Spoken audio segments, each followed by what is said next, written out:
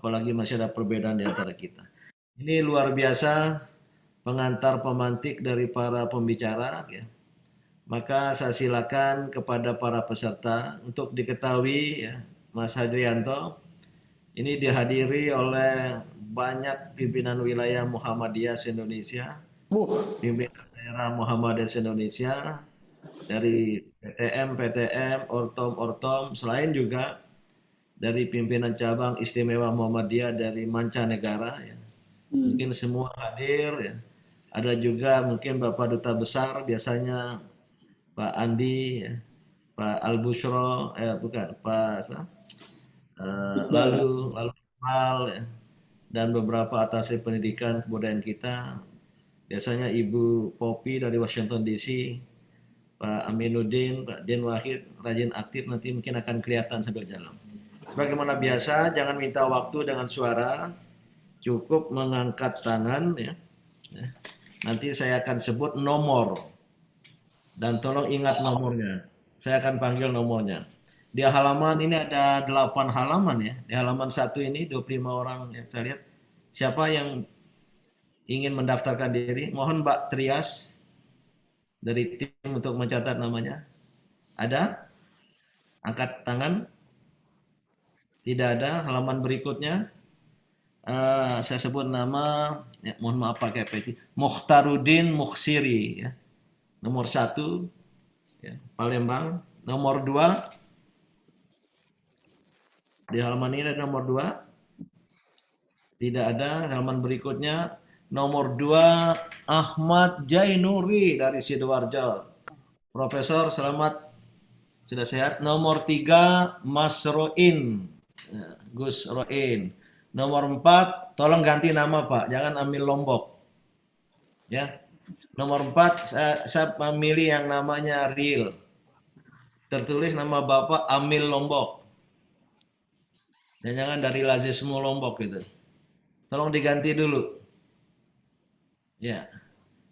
Nomor 4 di halaman berikutnya Rahmat Muradni, nomor 4. Nomor 5, angkat tangan lagi. Nomor 5 Sujai, ya, nomor 5. Nomor 6, jangan bersuara, angkat tangan aja. Ada yang tidak ada wajah, hanya nama, maka saya tidak sia-silakan. Nomor 6 di bagian sini, halaman 6. Nomor halaman berikutnya, nomor 6. Cepat angkat tangan. Nomor 6. Ya. Yang dari Lombok nomor 6, tapi tolong diganti namanya. Oke, 6 dulu. Dan tidak panjang-panjang, maksimum ya 2,5-3 menit, ya. Biar ada waktu untuk pemantik lagi. Silakan nomor 1. Pak Mukhtarudin Mukhsiri dari. Ya, terima kasih. Assalamualaikum warahmatullahi wabarakatuh. Terima kasih Prof. Din Samsudin yang telah memberikan kesempatan kepada saya menyimak keempat narasumber dan pengantar dari Prof. Din Samsudin. Saya mendapatkan beberapa masalah yang ingin saya sampaikan.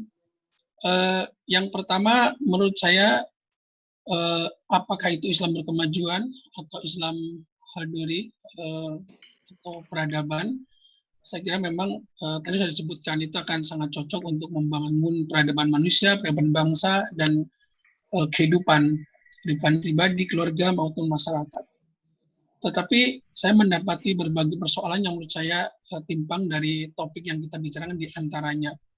Apakah kita mungkin membangun peradaban kita ke depan ketika sejarah sendiri carut-marut begitu? Itu salah satu kasus contohnya. PDM Kota Yogyakarta mempunyai bukti bahwa kesultanan kita ini sebenarnya kesultanan, bukan kerajaan gitu. Lalu apakah kita penting untuk meluruskan sejarah itu sehingga tidak semakin berlarut-larut menyesatkan anak generasi kita ke depannya? Yang kedua, negara-negara di masa lalu atau kerajaan-kerajaan masa lalu itu agama itu akan maju dan berkembang pesat kalau penguasanya, rajanya itu memeluk agama tersebut. Tetapi hari ini presidennya sudah beragama Islam, Kapolrinya agama Islam, Panglimanya agama Islam, Kapolda semuanya beragama Islam kebanyakan begitu. Tetapi mengapa Islam justru atau masih mengalami begitu banyak penistaan? Itu hal saya kira Prof. Nasruddin, mudah tidak terlalu banyak waktu saya. Terima kasih. Terima kasih. Mas Mukhtaruddin dari Palembang, nomor 3. Dua dulu, Prof. Pak Nomor Prof. 2. Ahmad, ya Prof. Ahmad Zainuri, Sidoarjo. Nomor 2, Prof. Jainuri. Saya ingin melanjutkan refleksi historis yang disampaikan oleh Saudara Pradana Boy, yang kemudian ada juga dibicarakan oleh para pemantik berikutnya, yang pada akhirnya bagaimana kemudian tataran teologis menyangkut masalah Islam kemajuan ini kemudian menjadi sebuah kerangka ideologis dan itu akan bisa diaplikasikan dalam kehidupan kita. Sebetulnya Islam kan memiliki potensi untuk bangkit kembali sebagai sebuah kekuatan peradaban dunia sekarang ini. Itu nanti kita bicarakan kemudian. Tapi yang penting adalah, menurut saya bukan pada persoalan siapa yang memimpin umat sekarang ini, walaupun tadi oleh komentar pertama itu kasus di Indonesia semuanya kan memang Muslim. Tapi sebetulnya kalau kita mengikuti teori munculnya sebuah peradaban baru, dan saya yakin sebenarnya apa yang dimaksudkan dengan Islam berkemajuan ini sama dengan Islam Hadari, yang dulu itu berlawanan dengan Islam Badawi, yang mungkin sekarang bisa dikontraskan dengan Islam Qurawi.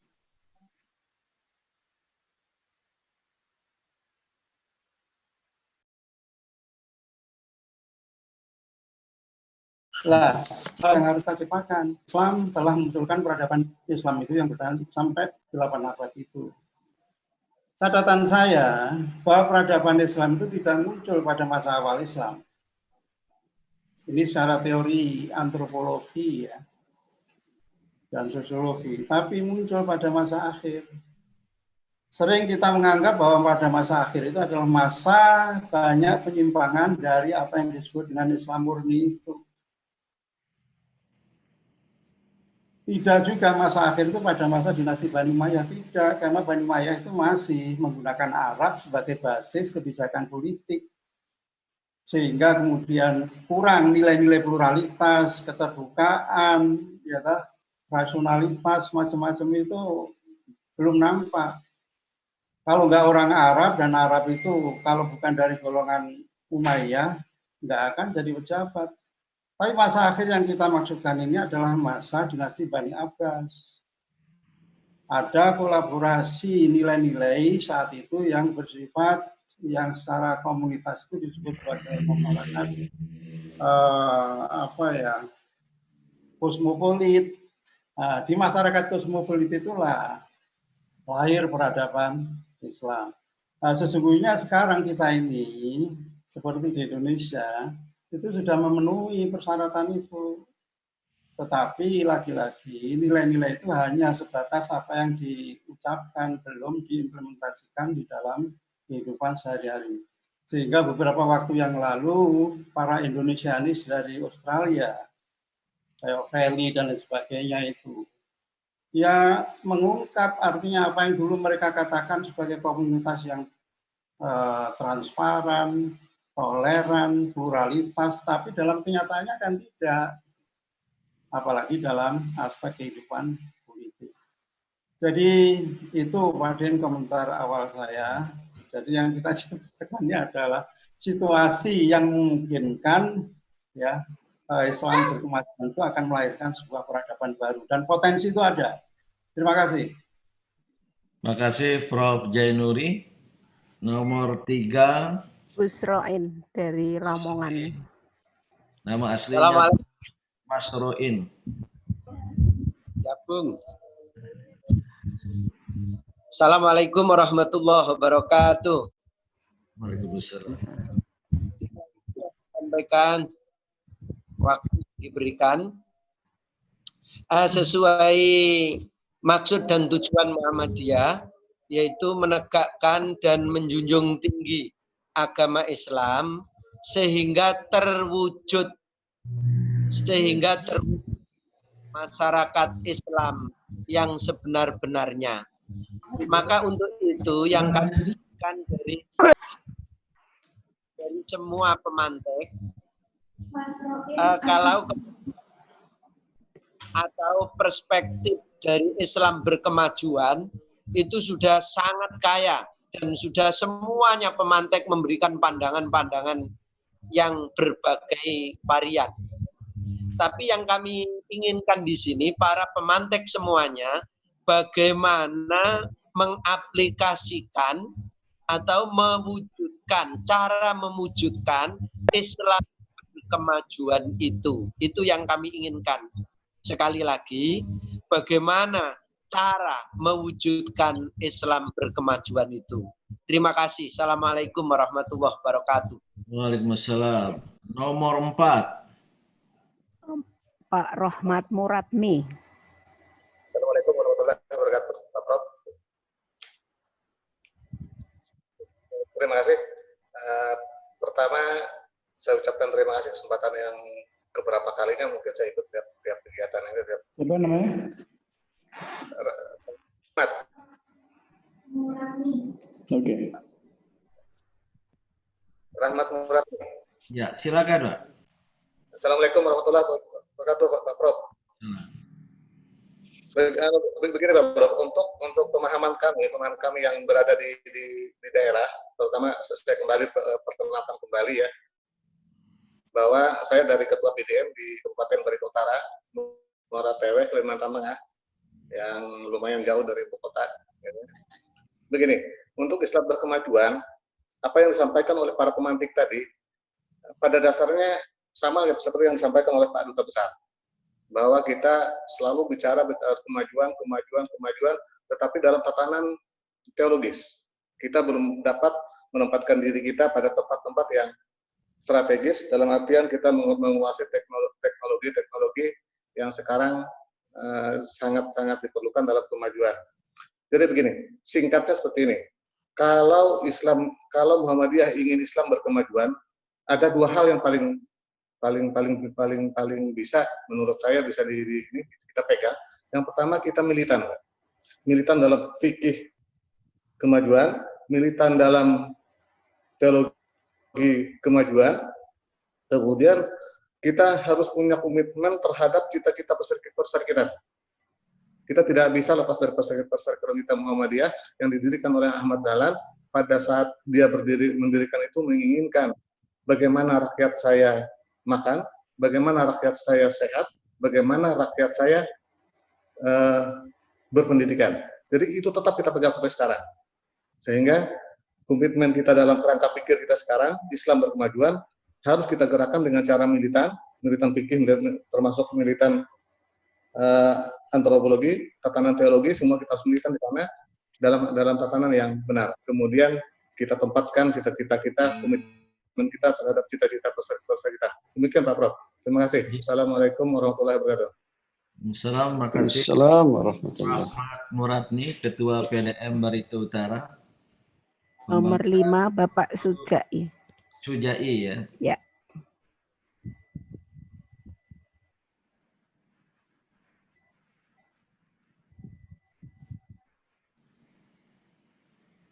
Tolong di-unmute-kan sendiri alatnya. Assalamualaikum warahmatullahi wabarakatuh. Dari ranting kecil, rantingnya namanya Pak Din, Pak Mahtum. Salam untuk Pak.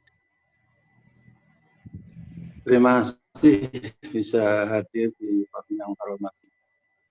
Jadi kalau kita bicara tentang Islam berkemajuan, saya tertarik dengan tadi Dr. Yati yang sebenarnya istilah kemajuan itu sudah bikin dengan Islam. Jadi saya kira tidak perlu dilabelkan, dibabukan di dalam satu istilah Islam berkemajuan karena sudah built-in dengan Islam itu sendiri. Ya, apalagi kalau ini dihadapkan dengan misalnya Islam rahmatan lil alamin, Islam kafah, yang itu memang sudah ada di dalam terminologi di dalam Al-Quran. Apalagi juga dengan sabda tentang umat terbaik, generasi terbaik adalah generasi zaman Rasul, kemudian zaman sahabat, dan setelahnya. Kemudian dihubungkan dengan peradaban. Kalau kita berkonsultasi dengan tesis paper misalnya tentang kebangkitan Jepang, Jerman setelah kehancuran perang hanya dalam 15 tahun, itu Weber menyampaikan tesis dari hasil penelitian itu adalah karena Jepang karena semangat Shintoisme, kemudian Jerman karena semangat Puritanisme Protestan. Saya kira juga ini berlaku untuk Islam. Islam juga bisa bangkit, bisa mewarnai peradaban dunia, ya, dengan fundamentalisme Islam. Ada kasus-kasus lokal di Jawa Tengah misalnya, itu di daerah Kajangan, di Kalongan, kemudian di Kudus Kulon, itu ada satu wilayah di mana masyarakatnya itu pemeluk kuno.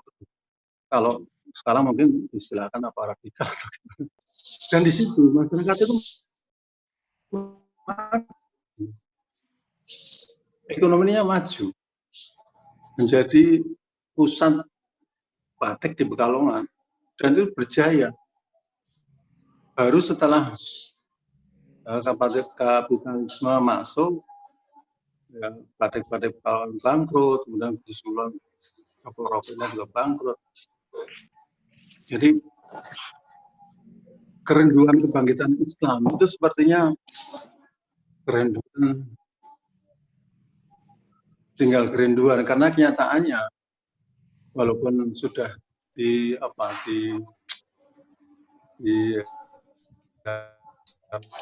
ideologi besar dunia dalam mengatasi permasalahan umat manusia, kalau nggak salah dulu Pak Sujatmoko menyampaikan kegagalan ideologi dunia dalam mengatasi permasalahan umat manusia, kemudian ditampilkan Islam sebagai alternatif. Tapi kenyataannya sampai hari ini juga yang berjaya juga bukan dari Islam, tapi masih mereka-mereka yang ideologinya lebih ke materialisme.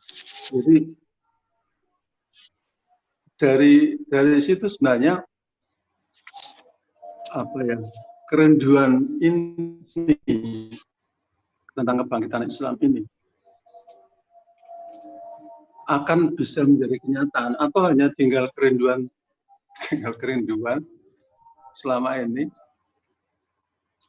atau akan betul-betul menjadi kenyataan. Itu tentukan dari tadi, mampukah umat Islam menarik, mengaktualisasikan nilai-nilai yang Rasul ajarkan di generasi terbaik, yang tadi disampaikan oleh Dr. Abiyati tentang tauhid nomor 1, keimanan, kemudian ilmu, karena iman dengan ilmu itu bergandengan, ilmu sekaligus dengan teknologi, kemudian juga masalah-masalah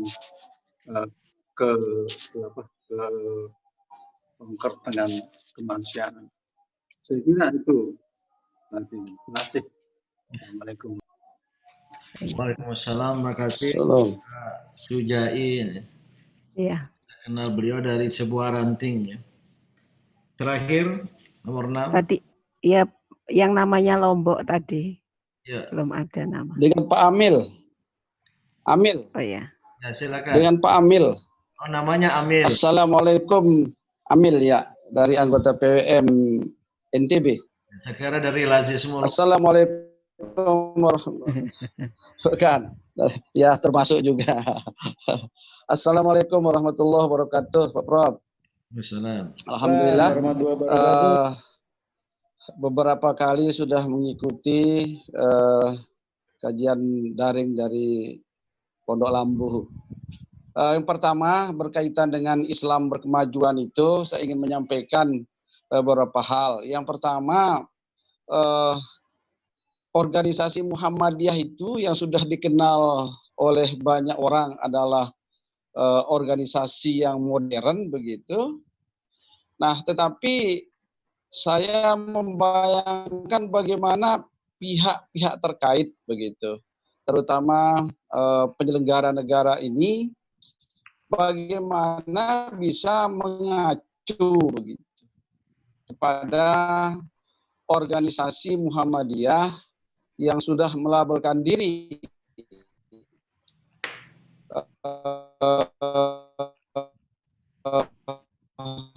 menjadi Islam berkemajuan itu betul-betul Islam berkemajuan.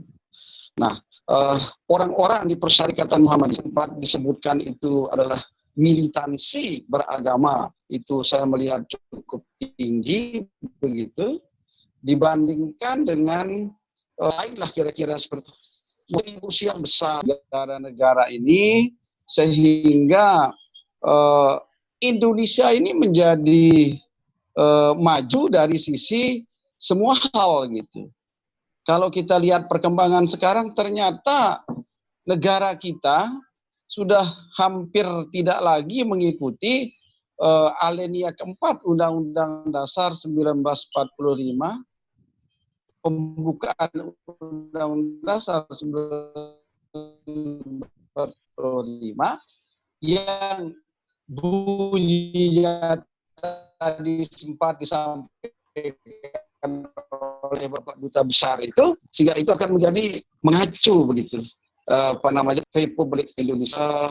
Komentar saya kaitannya dengan dia. Assalamualaikum warahmatullahi wabarakatuh. Waalaikumsalam warahmatullahi wabarakatuh. Kalau ditarik pembicaraan kita ke arah yang lebih konkret untuk masa depan, maka pikiran-pikiran yang sudah muncul, wawasan Islam berkemajuan harus diturunkan dari tataran teologis ke tataran yang lebih praktis, apalah istilahnya, sebagai sebuah sistem, sebuah ideologi yang operasional, maka perlu ada perumusan basic values, nilai-nilai dasar. Nilai-nilai dasar apakah yang bisa kita turunkan dari istilah Islam berkemajuan, apapun istilah Arabnya, al-hadara, at-taqaddum, yang kemudian nilai-nilai ini relevan dengan tantangan baru ini gitu. Sebagaimana yang sering juga kita ungkapkan di ruangan ini, tadi juga diulang, ya, Protestanisme ya, menekankan kerja keras, kedisiplinan, penghargaan akan waktu, dan penghematan. Sekarang juga Konfusianisme yang mendorong kebangkitan Asia Timur, hampir sama dengan Protestanisme. Nah, Islam sangat kaya dengan nilai-nilai keutamaan itu, termasuk di dalam Islam berkemajuan. Gimana kita turunkan? Dan nilai-nilai apa yang paling prioritas untuk kita letakkan? Tadi sudah ada ya, harus tauhid, ilmu, teknologi, dan kemudian yang lain gitu. Kemudian yang kedua, mohon pemantik khususnya Mas Hajri. Ini kan sudah ada koeksidensi, beririsan antara nilai-nilai kemajuan Muhammadiyah, wawasan Islam berkemajuan, dengan nilai-nilai kemajuan yang diadopsi oleh negara dari Muhammadiyah atau dari lainnya, dan itu masuk ya ke batang tubuh atau ke bahkan pembukaan konstitusi itu ya. Artinya apa? Itu kan klop. Seharusnya resultantenya, hasilnya itu akan lebih cepat kemajuan Indonesia, karena ada imperatif, amar, dorongan dari konstitusi, dan ada juga ya dari sebuah masyarakat madani, Muhammadiyah dan lain-lain yang juga harus mendorong. Nah, apa kendala mengapa tidak demikian? Seperti urutan semula, silakan Mas Pradana Boy memberikan tanggapan.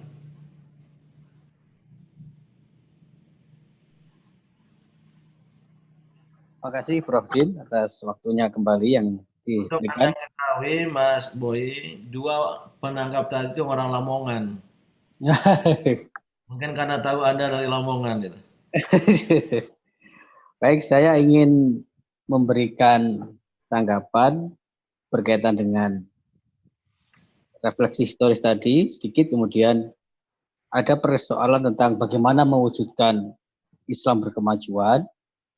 Nah, saya ingin berangkat ke situ karena pembicaraan kita kan semakin fokus kepada hal-hal yang sifatnya nyata, tidak lagi berbicara tentang wacana dan teori. Tadi Pak Ajri menyebut kita tidak lagi terus-menerus bicara teologi, maka saya ingin mengutip satu karya yang ditulis oleh Muhammad Qutb dalam sebuah karya Qadhiyatut Tanwir fil Alam al-Islami. Nah, ada kutipan yang menurut saya sangat menarik, yaitu bahwa saat ini umat Islam menghadapi satu situasi yang beliau sebut sebagai amrodul ummah, penyakit-penyakit umat. Yang amrodul ummah itu didefinisikan menjadi 2 saja oleh Muhammad Qutb, yaitu amrodul akidah dan amrodul suluk. Amrodul akidah, saya kira ini tadi sudah disentuh sedikit oleh Prof. Khairuddin, bahwa tauhid menjadi landasan sangat penting bagi kita mengembangkan Islam berkemajuan atau gagasan-gagasan yang serupa. Dan Muhammad Qutb kemudian menyebut ada 3 konteks di mana penyakit akidah itu menjadi hal yang menghalangi cita-cita kita mewujudkan kemajuan. Yang disebut tanwir itu salah satunya. 3 itu adalah pemikiran eksentrik, kemudian pemikiran negatif tentang citra diri yang negatif, lalu ada satu lagi takhwilul khilaf al-madhabi ilal asobiyah. Nah, ketiga persoalan ini saya kira sangat penting untuk kita ketengahkan karena ternyata ketika kita hendak merumuskan hal-hal yang bersifat praktis atau dalam bahasa Pak Ajri tadi ya teknokratis berkaitan dengan Islam berkemajuan, ternyata kita masih banyak berhubungan dengan penyakit-penyakit yang seperti disebut oleh Muhammad Qutb. Sementara pada level amrodus suluk, penyakit sikap atau sikap ya. Beliau menyebut ada al-kadzab, kemudian ada adamul amanah fil amal. Lalu ada adamul ihtiram lil waqti, dhuful himmati lil amal, kemudian adamur rahbah fi fadlil juhdi. Saya kira poin-poin ini sangat penting dan ini tidak, menurut saya kok bukan lagi bersifat wacana yang pada tingkat kognitif, tapi ini merupakan refleksi dan abstraksi dari apa yang sesungguhnya terjadi pada tingkat umat itu. Maka menurut saya ya mengobati penyakit-penyakit ini menjadi sangat fundamental dalam kita untuk merumuskan prasyarat merumuskan Islam berkemajuan dalam level yang lebih teknokratis tadi itu mau nggak mau harus melakukan diagnosa terhadap hal-hal seperti ini. Kemudian saya juga ingin mengutip ada buku lain yang ditulis oleh kalau tidak salah As-Sirjani, dalam dia menulis Al-Ilmu wa Bina'ul Umam. Seperti yang sudah tadi disinggung oleh beberapa pemantik, mau tidak mau prasyaratnya adalah ilmu. Dalam Al-Ilmu wa Bina'ul Umam ini, Sirjani menyebut peradaban apapun tidak usah berbicara tentang agamanya apa, apapun peradaban yang ada dalam kehidupan manusia, pasti semuanya menjadikan ilmu pengetahuan sebagai pilar utamanya. Saya kira kita kalau belajar dalam konteks Alexandria misalnya, sebagai contoh sebelum Islam, di situ dengan sangat jelas bagaimana keberpihakan penguasa terhadap ilmu pengetahuan. Sehingga dalam hal ini sebenarnya satu sikap yang bisa kita kembangkan kalau bagaimana mewujudkan Islam berkemajuan sebagaimana ditanya oleh Gus Roin tadi adalah saya ingin memberi contoh tentang bagaimana seharusnya kita bersikap terhadap menempatkan otoritas, misalnya ilmu pengetahuan dan agama. Bagaimana dua pemegang otoritas ilmu pengetahuan dan agama ini kita tempatkan pada posisi yang seharusnya, sehingga dari situlah ukuran kemajuan pikiran kita akan terlihat. Ya, misalnya tentang Muhammadiyah yang mengeluarkan sikap berkaitan dengan COVID-19 yang lalu diwujudkan dalam berbagai macam petunjuk keagamaan untuk umat di tingkat bawah misalnya.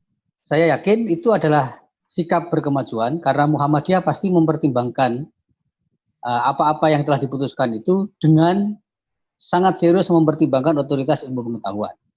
Jadi saya dalam hal ini melihat sebenarnya di situ Muhammadiyah memberikan penghargaan yang sangat tinggi kepada otoritas ilmu pengetahuan sebagai dasar untuk menimbang atau melahirkan keputusan-keputusan keagamaan, sehingga keputusan keagamaan yang sepertinya hanya soal agama pada dasarnya dalam kerangka pikir Muhammadiyah merupakan rasionalisasi atau harmonisasi dari dua otoritas, yaitu otoritas agama dan ilmu pengetahuan. Nah, saya kira itu contoh bagaimana kita mewujudkan Islam berkemajuan pada level praktis di tingkat masyarakat. Saya kira begitu, Prof. Din, tanggapan dari saya. Terima kasih. Terima kasih, Mas Boy, luar biasa tentang pentingnya menyelesaikan problem otoritas, khususnya agama dan ilmu pengetahuan yang kadang-kadang tidak selesai. Walaupun kita sering berhenti pada klaim tidak ada dikotomi, gitu. Tidak ada konflik antara agama dan ilmu pengetahuan. Oke, selanjutnya Mas Afradi.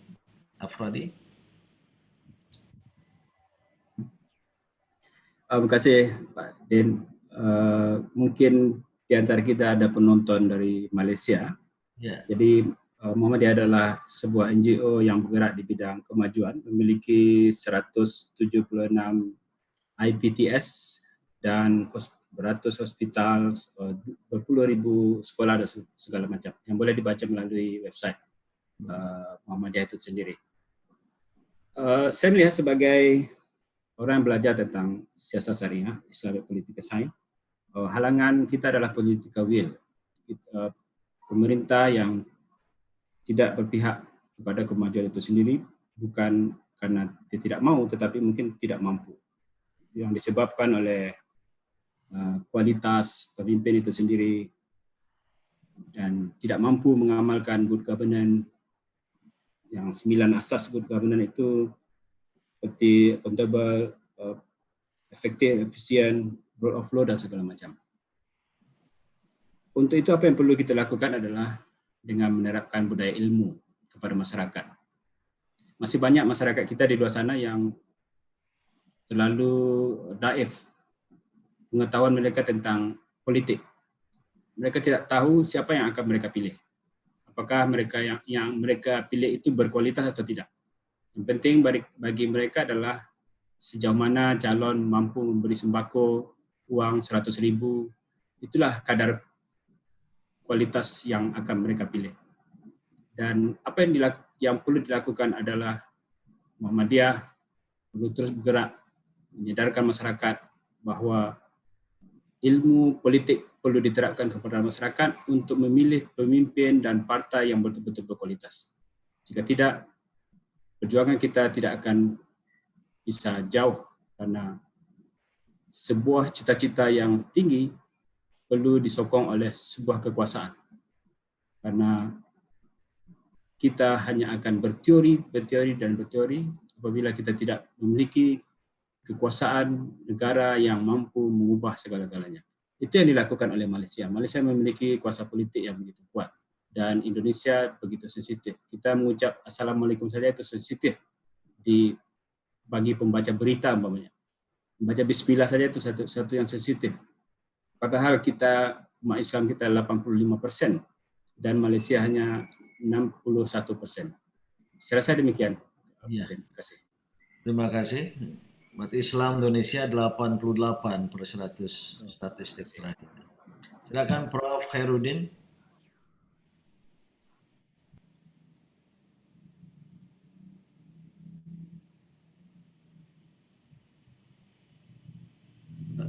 Mas Khairuddin.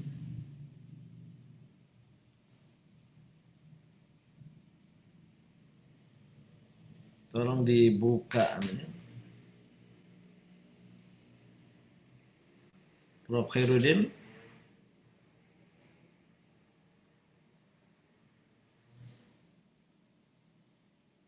Ada problem jaringan di tempat di sana. Memang nggak kelihatan di layar ini. Prof. Khairuddin.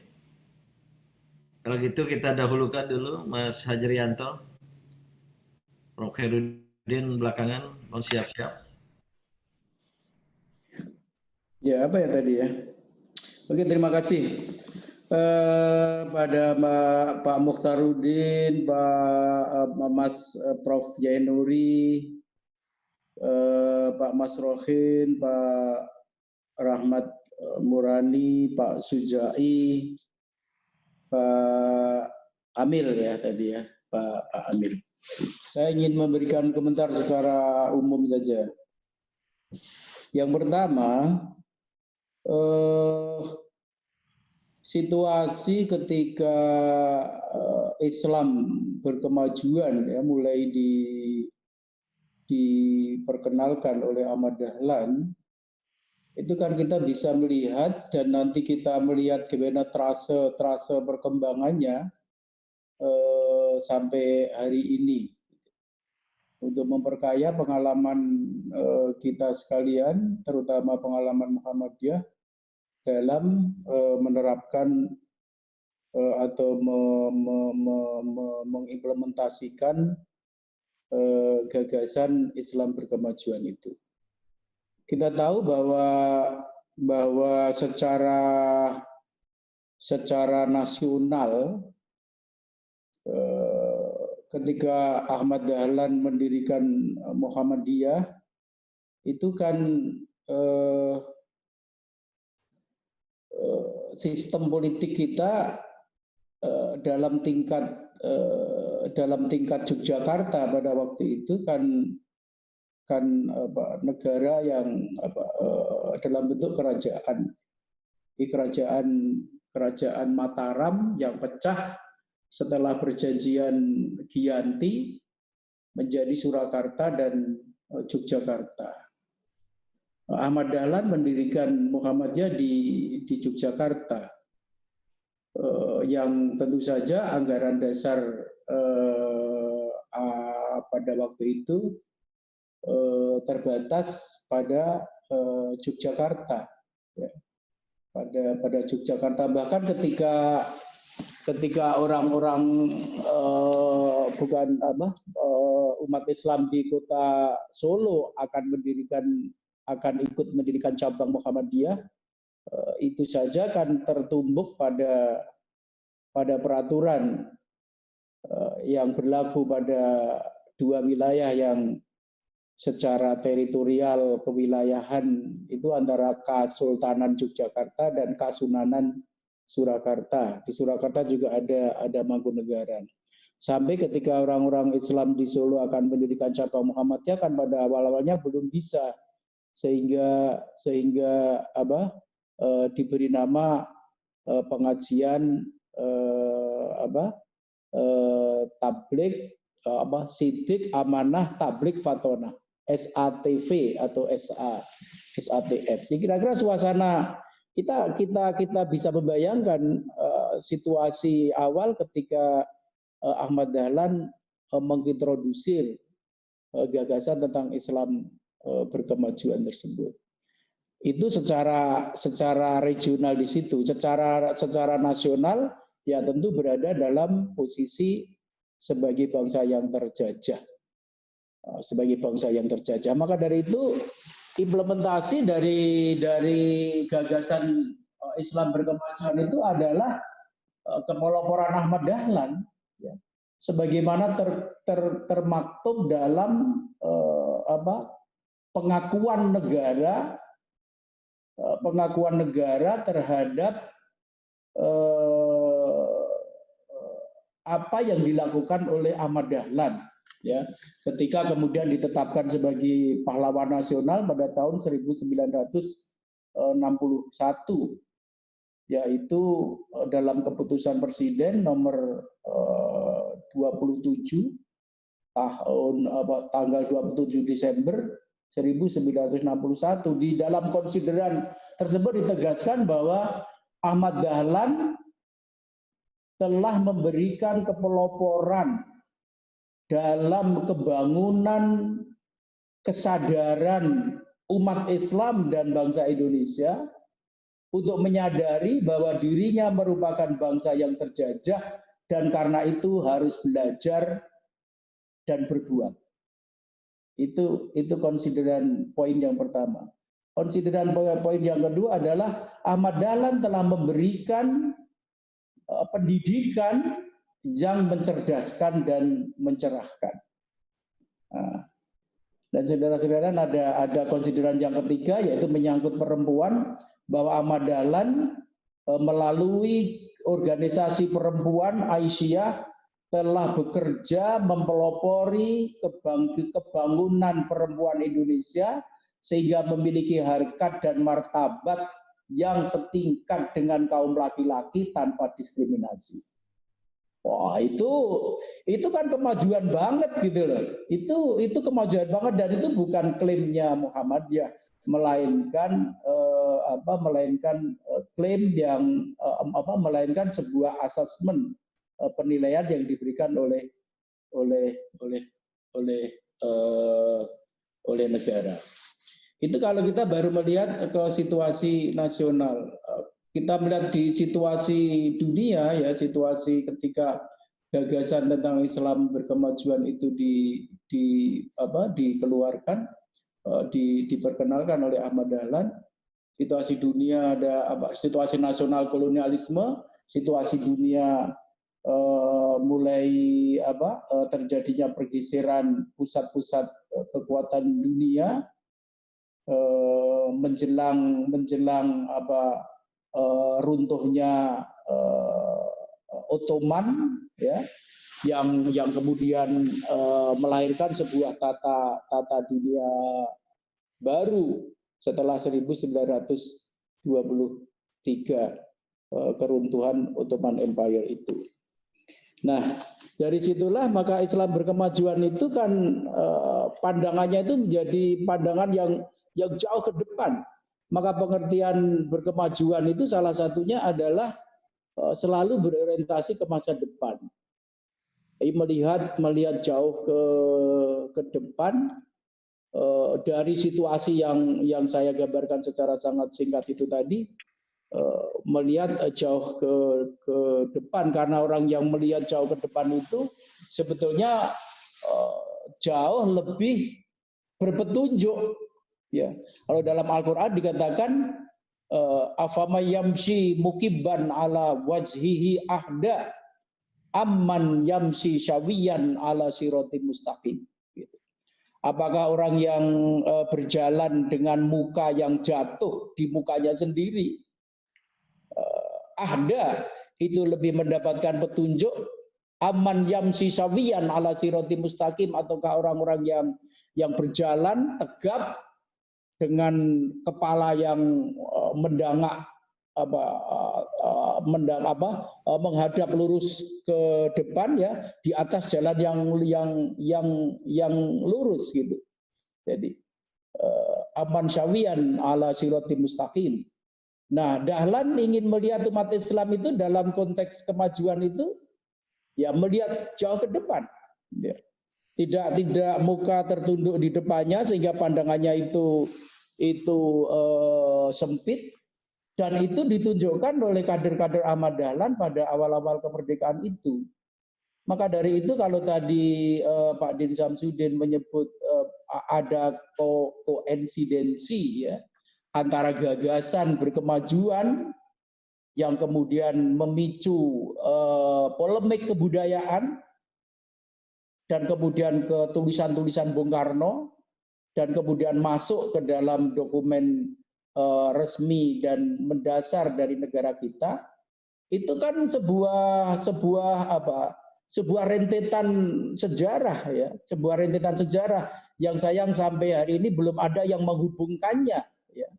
Yang menghubungkannya bagaimana Ahmad Dahlan, karena bagaimanapun juga Bung Karno dalam tulisan-tulisannya memberikan pengakuan yang sangat besar atas gagasan-gagasan Dahlan ketika Ahmad Dahlan misalnya datang ke Surabaya bertemu dengan Cokro Aminoto, berdiskusi, berpidato tentang gagasan-gagasan berkemajuan itu. Dan lebih hebatnya lagi, ini yang saya rasa sangat mengesankan adalah peran kader-kader Muhammadiyah pada masa-masa formasi kemerdekaan itu. Ya, keberadaan Ki Bagus Hadikusumo di BPUPKI, ya. Dan bahkan kita tahu bahwa pemerintah bala tentara Jepang yang menguasai Indonesia ketika akan mengajak berbicara tentang kemerdekaan Indonesia, itu mengundang 2 orang ke Tokyo untuk bertemu dengan penguasa militer Jepang di Tokyo dan sekaligus bertemu dengan Kaisar Jepang. Itu yang diundang pada awalnya adalah Bung Karno dan Ki Bagus. Tetapi Ki Bagus kemudian usul kepada pemerintahan militer Jepang agar ditambah 1 lagi yang diundang ke Jepang, yaitu Hatta. Ya. Yang tadinya Jepang itu agak resisten dengan Hatta, oleh karena Hatta ini memiliki kedekatan dengan Belanda, karena sebagai seorang scholar sarjana lulusan Rotterdam Belanda dan kedekatan, maka Jepang tidak gampang percaya. Tetapi atas ini desakan dari Ki Bagus Hadikusumo, akhirnya ditambahkan Hatta dan bertiga pergi ke Jepang untuk membicarakan kemerdekaan Indonesia. Itu saja sudah menggambarkan bagaimana posisi Muhammadiyah pada masa kemerdekaan yang kemudian memunculkan konsep kemajuan itu. Apalagi kemudian di situ ada Ki Bagus. Setelah itu ada Kahar Muzakir yang meneruskannya di PPKI, kemudian ada Tengku Muhammad Hasan yang tadi saya sampaikan, seorang yang di Wikipedia itu dikatakan pimpinan Muhammadiyah di Aceh, dan kemudian ada lagi Kasman Singotimejo. Ya. Walhasil peran Muhammadiyah dalam awal-awal kemerdekaan itu sangat besar melalui kehadiran tokoh-tokohnya. Belum lagi ketika nanti tahun 45 itu Sudirman yang terpilih sebagai Panglima TNI, dan beberapa tahun setelah itu Insinyur Haji Juanda sebagai Perdana Menteri, yang kemudian tahun 57 melahirkan Deklarasi Juanda yang sering disebut-sebut sebagai proklamasi kemerdekaan Indonesia yang kedua. Ya, itu karena dengan Deklarasi Juanda wilayah Republik Indonesia itu menjadi hampir 2,5 kali lipat dari yang diproklamasikan pada tahun 45. Nah, itu tentu saja suasananya kan sangat berbeda dengan pada perkembangan berikutnya. Ya, ketika kita tahu bahwa kalau pada masa-masa kemerdekaan itu yang namanya tokoh-tokoh kemerdekaan adalah tokoh-tokoh yang memiliki afiliasi, bukan hanya afiliasi, memang memiliki ketokohan Muhammadiyah, sehingga dengan demikian konsep itu masuk dalam dokumen-dokumen resmi kenegaraan kita. Nah, suasananya berbeda dengan perkembangan berikutnya. Nah, sehingga ada kesenjangan antara konsepsi ya, yang menjadi dasar-dasar itu tadi dengan implementasinya di lapangan. Itu yang pertama yang saya ingin memberikan komentar. Dan yang kedua adalah mungkin kita juga perlu melakukan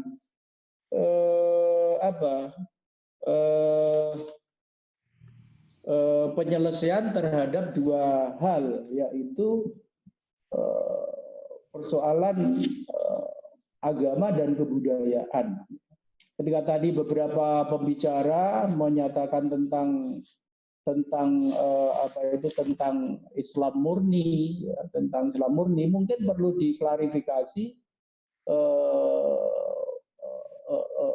tentang pembedaan antara agama dan kebudayaan. Jangan sampai apa-apa yang sebetulnya merupakan kebudayaan, lalu kemudian kita pahami sebagai agama, sehingga memunculkan tadi problem tentang kemurnian. Kalau kita berbicara dalam tataran kebudayaan, ya kebudayaan kan tidak ada yang murni. Kebudayaan itu yang mengalami difusi, penyebaran kebudayaan yang kemudian bisa mengambil bentuk akulturasi atau asimilasi dan sebagainya dan sebagainya. Yang terakhir dari saya secara singkat, ya kita juga perlu menyelesaikan definisi umat Islam, definisi umat Islam, supaya kita lebih konsisten ketika kita berbicara tentang umat Islam mayoritas dengan ketika kita berbicara dengan nasib politik umat Islam. Karena seringkali ketika kita berbicara mayoritas itu memakai sebuah definisi umat Islam yang longgar, tapi ketika kita berbicara yang lain kita menggunakan pendefinisian yang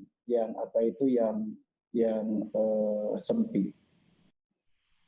Saya rasa itu yang bisa saya kasih komentar. Terima kasih. Terima kasih Mas Hajari. Mas Herudin sudah ada? Mas Herudin, saya lihat tadi masih ada tadi. Mohon dibantu di unmute kan? Ya, tadi trouble Pak, maaf. Sekarang sudah bisa? Oke. Ya. Ya, dari beberapa tanggapan tadi ada pandangan yang agak pesimis tentang implementasi Islam yang berkemajuan. Tetapi ada juga yang optimis bahwa kita mempunyai potensi untuk bangkit kembali sehingga bisa menampilkan Islam sebagaimana wataknya. Nah, yang barangkali perlu saya stressing bahwa ini kita masih dalam proses. Sebagaimana yang kita pahami bahwa kemunculan Muhammadiyah dengan Islam yang berkemajuannya itu adalah respon dari persoalan yang terjadi di sekitarnya, yaitu kebodohan, kemunduran, keterbelakangan, dan lain-lain. Nah, proses itu terus berlangsung sampai saat ini tentu saja. Nah, persoalannya ini kembali lagi kepada barangkali kalau kita bicara Islam yang berkemajuan itu kepada pondasinya. Tadi saya katakan yang pertama adalah tauhid. Ini mau tidak mau adalah bagian yang sangat elan. Kemudian yang kedua, pemahaman yang benar dan mendalam terhadap Al-Quran dan As-Sunnah. Nah, ini juga tentu saja proses.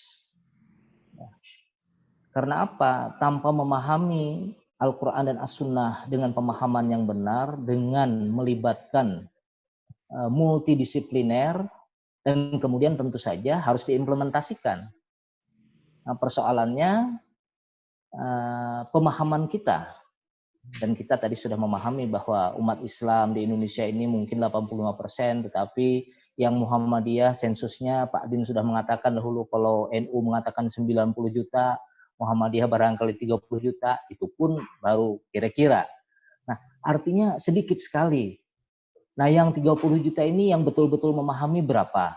Nah, ini masih proses.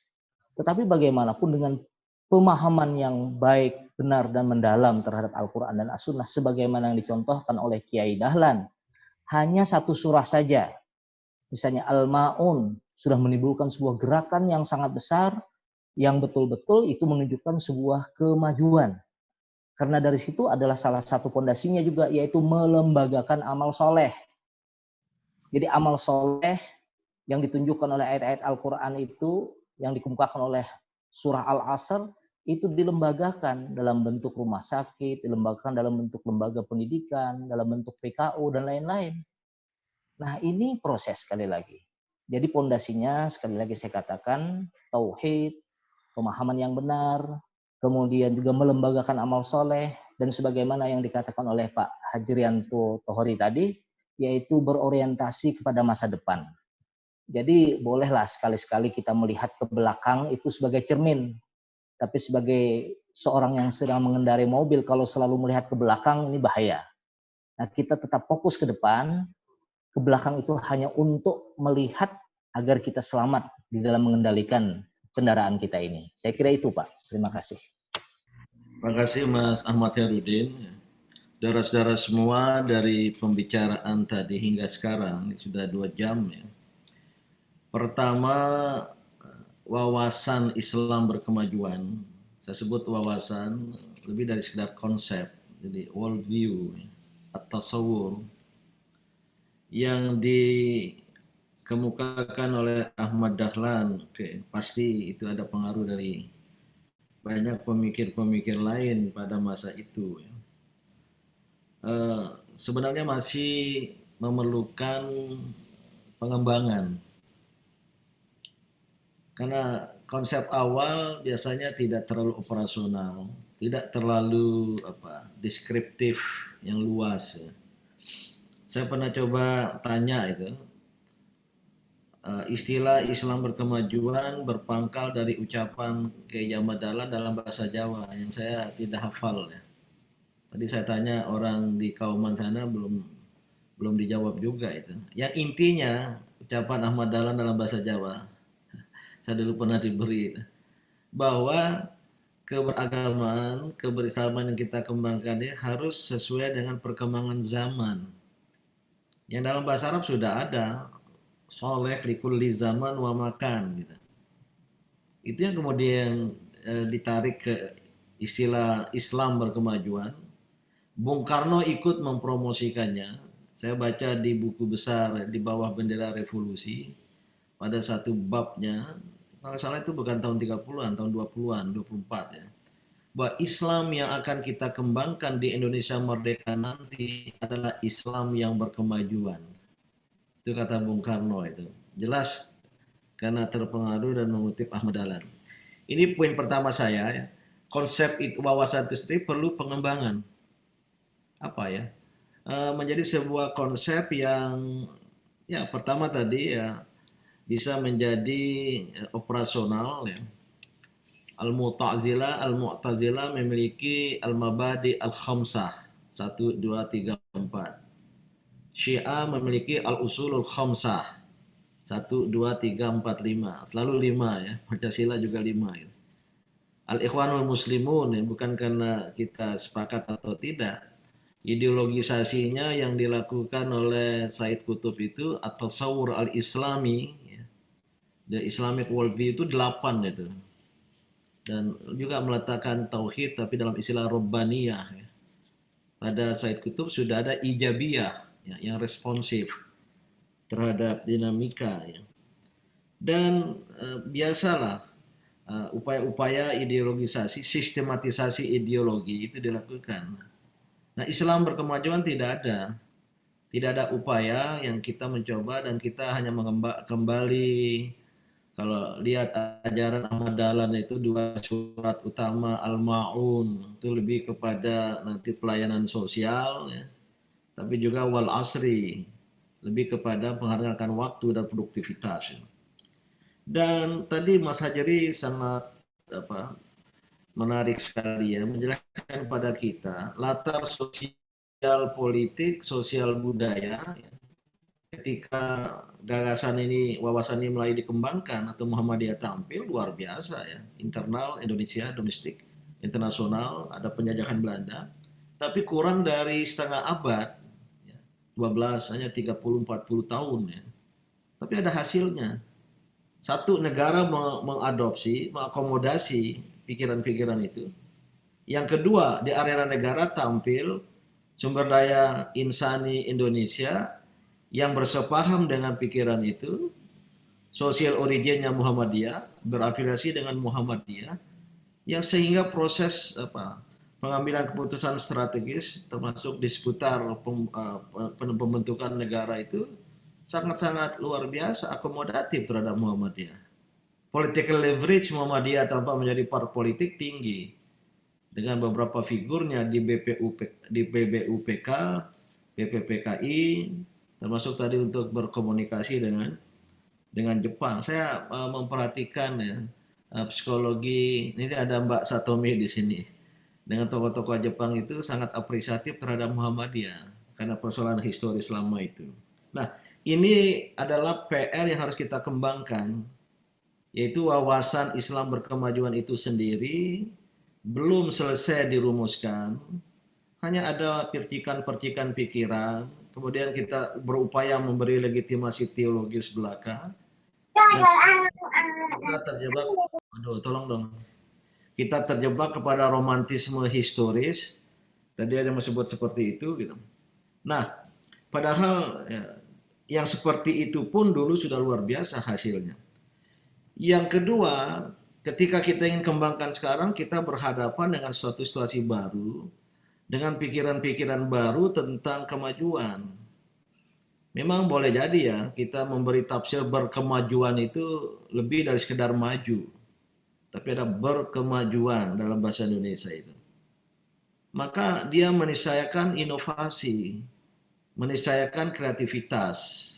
Jadi perlu ide-ide baru. Dan ini hanya lahir dari suatu visi tentang masa depan yang jauh ke sana. Karena berkemajuan, tadi banyak yang mengisyaratkannya ya, itu haruslah sebuah pikiran dan tindakan yang melampaui zamannya. Seperti Muhammad SAW ya. Pikiran-pikiran baik di Mekah, di Madinah, melampaui zamannya. Dan kadang-kala mungkin ditolak oleh sebuah setting ya, kemapanan waktu itu gitu. Nah, ini berarti harus terbuka. Hanya mungkin dengan sebuah wawasan yang terbuka. Tetapi ada keyakinan akan kebenaran dan kebaikan, kemudian mengambil kepeloporan. Tadi Mas Hajari menekankan itu ya. Ahmad Dahlan kan berani mengambil kepeloporan. Walaupun kepeloporannya sekarang ya sudah out of date ya. Dibandingkan dengan sekarang soal sekolah modern, pendidikan modern dan lain-lain sebagainya. Yang ketiga ya, tadi penting juga lagi-lagi dari Mas Hajri. Ya. Memang ya, saya pribadi sepakat otoritas politik itu penting. Kalau kita mengacu ke kebangkitan peradaban Islam di abad-abad pertengahan, itu karena dukungan, dorongan, bahkan prakarsa dari otoritas politik, al-khilafah, kekhalifahan waktu itu ya, al-ma'mun dan seterusnya. Dan bahkan mengambil prakarsa membangun Baitul Hikmah, ya, menjadi pusat riset, pusat penelitian, dan disitulah berkumpul ya, para ilmuwan yang mempelajari buku Yunani, Cina,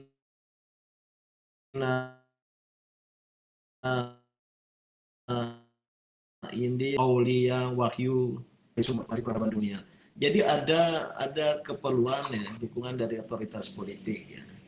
Yang pada awal kemerdekaan yang diceritakan Mas Hajri tadi, ya, politik Muhammadiyah tidak terlibat politik, tapi politik cukup kondusif untuk memungkinkan pengembangan itu gitu. Nah, dalam kaitan inilah terakhir ya, catatan saya. Tadi ada pertanyaan bagaimana ke depan itu, ini memerlukan strategi peradaban. Ini yang saya kira luput dilakukan oleh Muhammadiyah. Muhammadiyah hanya sebatas ya, pada waktu kami itu dulu, zaman Mas Hajri, ya, hanya bisa merumuskan visi strategisnya dengan menurunkan visi tak berjangka waktu. Tujuan Muhammadiyah itu mewujudkan masyarakat Islam yang sebenar-benarnya, itu tak berjangka waktu. Visi strategis paling lama waktu itu 2025, kemudian kita lagi 2020 per 5 tahun per periode, 2015, 2010 dan seterusnya gitu. Tapi itu kan sebuah deduksi konsepsional terhadap tujuan Muhammadiyah. Belum kita letakkan dalam induksi sosiologis, bagaimana perkembangan zaman, setting sosial budaya, sosial politik Indonesia, ya, Dulu kalau saya membaca Muhammadiyah belum banyak sparring partner. Ada NU di kalangan Islam, ada kalangan lain. Tapi Indonesia modern telah memunculkan ya, ramifikasi dari aliran-aliran, dari kelompok-kelompok, ada kelompok-kelompok baru. Sehingga gimana Muhammadiyah membawa diri tidak mudah lagi, tidak semudah dulu. Nah ini yang harus juga disadari, harus masuk ke sebuah strategi peradaban ya, yang saya kira itu yang dari dulu untuk Islam Indonesia, untuk dunia Islam kita belum memiliki. Sebenarnya perbincangan kita ini sampai ke kali yang ke-9 itu sebenarnya ingin menjadi bahan untuk penyusunan strategi peradaban. Nah, saudara-saudara, sebagaimana biasa, ini sudah kita perluas waktunya 3 menit. Saya ingin menyilakan tapi maksimum 2 menit ya, komentar-komentar langsung to the point, silakan ke aspek mana seperti yang saya sampaikan tadi. Saya ingin dahulukan Pak Mas Arief Budimanta, tokoh PDIP, saya lihat hadir bersama kita. Dr. Arief Budimanta, ekonom. Ya Mas, saya menyimak aja Mas Din. Nah, langsung 1-2 menit langsung. Itu ada Mas Haji. Pak Arief Budimanta ini teknokrat dia ini, teknokratnya PDIP. Nah, sudah nggak melihat wawasan Islam kemudian sebagai sebuah wawasan yang teknokratis? Silakan Mas Arief, ini berkali-kali hadir. 1-2 menit saja langsung to the point. Ya. Baik, terima kasih Pak Din diberikan kehormatan untuk ikut urun rembuk ya tentang apa namanya ya terminologi maju atau berkemajuan dalam konteks keislaman gitu. Nah, saya merefleksikan ini dalam kehidupan kita bernegara dan berpemerintahan ya. Jadi sebenarnya kalau pertama soal diksi maju itu kalau tadi dikatakan oleh Mas Hajri antropologi kemajuan atau mungkin harus diinstitusionalisasikan begitu dalam bentuk sejumlah aktivitas ataupun program atau yang kita sebut dengan tindakan ataupun amal soleh. Sebenarnya secara perencanaan di sini ada Mas Amia Al-Umami yang mudah-mudahan yang nanti juga bisa menambahkan, kita udah punya namanya rencana pembangunan jangka menengah nasional, itu satu. Nah kemudian RPJM itu temanya untuk 5 tahun ke depan itu adalah Indonesia Maju, yang Indonesia Maju yang berdaulat, kemudian yang mandiri, berkepribadian, berlandaskan gotong royong gitu. Jadi yang ingin saya katakan yang pertama, konstruksi kehidupan bernegara kita untuk 5 tahun ke depan secara teknokratis sebenarnya sudah menundukkan tentang diksi maju itu dalam konteks masa depan. Itu satu. Kemudian yang kedua adalah aspek teknokratis. Instrumennya apa? Instrumen dalam Indonesia Maju juga sudah diletakkan, yaitu apa? Pembangunan manusia, bukan hanya pembangunan manusia, tetapi juga pembangunan manusia dan kebudayaan. Nah, itu menjadi satu menjadi satu instrumen yang boleh kita katakan mainstreaming. Nah, memang kemudian persoalannya adalah dokumen-dokumen teknokratis itu, PR besar kita itu adalah menerjemahkannya lagi ke dalam hal yang lebih yang lebih programatik ya di lapangan. Jadi bagaimana kemudian pada level ide tadi dikatakan oleh Mas Din, kemudian itu diterjemahkan menjadi tindakan ataupun sejumlah program dalam kerangka untuk memajukan ya Indonesia. Nah, disinilah menurut pandangan kami titik temu antara Islam berkemajuan yang diformulasikan di Muhammadiyah sejak zaman Kiai Ahmad Dahlan maupun Bung Karno dalam dalam naskah pertamanya dalam buku di bawah bendera revolusi tahun 26 itu kan judul materi ataupun artikelnya itu di Koran Suluh Indonesia pada waktu itu kan Marxisme, Islamisme, dan nasionalisme, dan di situ ya dia tunjukkan bahwa tiga pilar pemikiran ini sebenarnya memiliki satu titik temu, ya kira-kira begitulah ya, ada progresivitas, ada keberpihakan, kemudian ada orientasi mengenai masa depan gitu. Jadi sekali lagi yang ingin kami katakan bahwa soal orientasi ataupun pilihan diksi maju tadi sudah diletakkan konstruksinya untuk 5 tahun ke depan. Tentu saja memang sekarang yang kita perlukan adalah untuk mengawal ini bersama-sama ketamadunan, ketamaduan ya, kemajuan ini agar kemudian memang benar-benar menjadi common practice gitu. Kira-kira gitu Mas Din, terima kasih. Terima kasih Mas Arief Bunimanta. Ya. Mungkin sedikit sebelum yang lain, Mas Arief, jelang Pilpres 2014 ya, PP Muhammadiyah itu merumuskan berbulan-bulan melibatkan banyak pakar dengan uji sahih di beberapa universitas Muhammadiyah satu konsep Indonesia berkemajuan, dan kita ingin usulkan cita-cita nasional itu diberi tafsir kontekstual. Kalau di pembukaan Undang-Undang Dasar 45 berbunyi, Indonesia yang merdeka, bersatu, berdaulat, adil dan makmur. Ya. Muhammadiyah mengusulkan bukan diubah di pembukaan itu, tapi tafsir kontekstual sejalan dengan dinamika zaman, ya, pergeseran geopolitik, geoglobal dunia dan lain sebagainya, terutama kebangkitan Asia yang sedang kita hadapi, menjadi Indonesia yang maju duluan, adil, makmur, berdaulat dan bermartabat.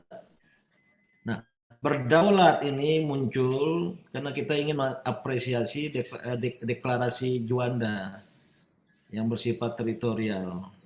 Dan kemudian mengapa maju duluan? Karena itu menjadi wacana dan masuk di pembukaan Undang-Undang Dasar itu sendiri. Tadi Mas Haji sudah bilang, memajukan kesejahteraan umum, nanti ada memajukan kebudayaan, termasuk mencerdaskan kehidupan bangsa. Dan alhamdulillah Presiden Jokowi mengambil alih diksi itu, ya, Indonesia Maju ya. Sampai kabinetnya Indonesia Maju. Ya. Sayang calon saya Mas Arief Bunimanta nggak masuk. Gitu. Dan ya, sebagai implementasi pikiran Muhammadiyah Indonesia Maju itu saya dirikan pergerakan, di sini ada anggotanya banyak nih. Pergerakan Indonesia Maju 2016, dan alhamdulillah diambil alih oleh Paslon 01 konsepnya Indonesia Maju. Padahal kami sudah mulai terapkan itu dan ada dasar hukumnya. Gitu. Jadi oleh karena itu kita harapkan ke depan, apalagi di dalam rencana undang-undang. Sebenarnya kalau pikiran Muhammadiyah masuk ke BHN itu tidak pada tingkat undang-undang. Ya. Pembangunan berjangka menengah itu harus ada dialihkan ke visi kemajuan Indonesia dan seterusnya. Oke, selanjutnya ada Mas Ihsan dari Canberra. Silakan Mas Ihsan. Mas Imran Hanafi hadir dari Canberra, tadi dia bilang akan hadir. Perlu antropolog dari Sussex University itu, Pak Ami Al-Humami. Karena sudah disebut Mas Ami Al-Humami, disebut oleh Mas Arief Bunimanta, pejabat tinggi Bappenas. Silakan Mas Ami. Mas Ami Al-Humami. Bisa jadi lebih baik, lebih realistis daripada cara ya. Tadi saya lihat juga ada Pak Den Wahid dari Den Haag. Mungkin bisa memberikan komentar 2 menit. Semua ini banyak orang yang akan saya akan tunjuk ini. Ini lain nih kajian ini. Jadi akan ada penunjukan dari moderator. Harus siap sedia. Silakan. Atau saya lihat ada Ketua PDM Biren, Mas Ataillah, Dr. Ataillah, termasuk untuk melihat dalam konteks lokal, gitu. Gimana penerapannya? Ya, Dr. Ataillah, tolong dibantu host meng-unmute-kan. Mungkin ada yang nggak tahu cara meng-unmute-kan device-nya. Ya, ini Mas Ataila sudah bicara. Ya. 2 menit ya. Terima kasih Bang Din. Ya. Jadi memang Islam berkemajuan mungkin saya lebih melihat dari sisi pengembangan lokal ya. Ya yang menuntut keniscayaan adanya satu inovasi memaknai Islam di tengah masyarakat yang bisa menyesuaikan dengan keadaan masyarakat. Nah, memang apalagi dengan latar belakang budaya lokal, dalam hal ini misalnya ada masyarakat daerah Sumatera yang sangat kental dengan apa istilahnya memandang agama itu dari sisi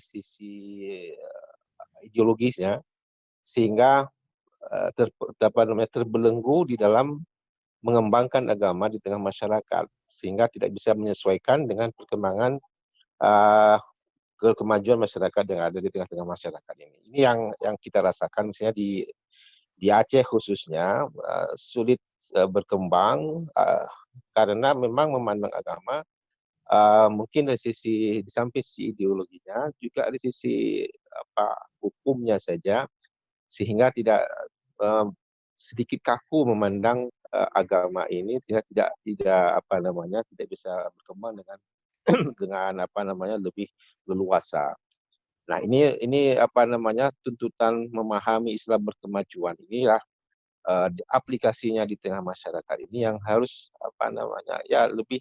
lebih terbuka, memandang Islam yang lebih terbuka, tidak hanya terpaku dengan ajaran agama yang dilihat dari sisi di sisi hukum ataupun dari sisi syariahnya tadi itu. Nah, ini jadi inilah yang menyebabkan mungkin masyarakatnya mestinya lebih leluasa mengembangkan peradaban, jadi terbelenggu sedikit karena mungkin terikat dengan pandangan agama seperti tadi itu. Demikian Bang Din, yang mungkin yang bisa saya Terima kasih, poin penting ya. Kalau mau kemajuan peradaban dan Islam berkemajuan itu, maka agama harus menjadi agama etik yang disebut dengan ethical religion. Karena agama sudah dikristalkan pada nilai-nilai etik yang mendorong kemajuan. Tidak terbelenggu pada agama ritual religion. Dan orientasi pemikirannya tidak bisa kalau terjebak pada fikhiyah. Sedikit-sedikit hukum ini apa. Apalagi pada wilayah muamalat. Kira-kira begitu tadi yang saya tangkap gitu.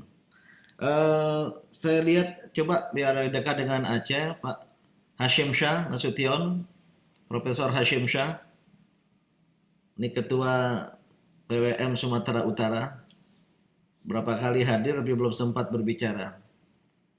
Hashim Shah Nasution.